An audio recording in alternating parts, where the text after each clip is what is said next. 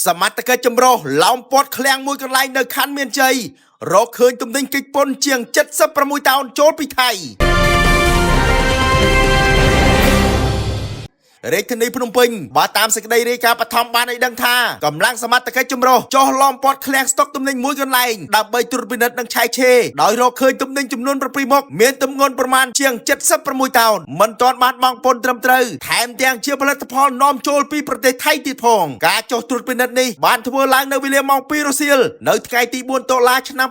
2025នៅចំណុចឃ្លាំងយីហោ KUS Co Ltd តាមបណ្ដោយផ្លូវលេខ38សង្កាត់ស្ទឹងមានជ័យ1ខណ្ឌមានជ័យរាជធានីភ្នំពេញតាមការបញ្ជាក់ពីប្រជាពលរដ្ឋបានឲ្យដឹងថាជារៀងរាល់ថ្ងៃគេបានឃើញឃ្លាំងខាងលើនេះបានធ្វើសកម្មភាពដឹកទំនិញចេញចូលស្រាប់តែនៅថ្ងៃនេះមានមន្ត្រីជំនាញកយចល័តបានចុះមកទីតាំងខាងលើធ្វើការឡោមព័ទ្ធដើម្បីត្រួតពិនិត្យនិងឆែកឆេរបើតាមការបញ្ជាក់ពីមន្ត្រីជំនាញបានលើកឡើងថាសមត្ថកិច្ចចម្រុះដឹកនាំមន្ត្រីកយចល័តតំបន់1បានចុះត្រួតពិនិត្យនិងឆែកឆេរទីតាំងឃ្លាំងលេខ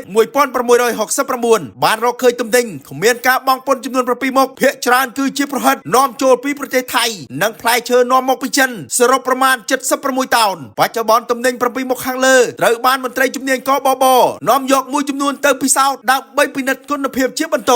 កុំជឿកុំជក់កុំជួញគ្រឿងញៀនបំណងល្អពី Right to You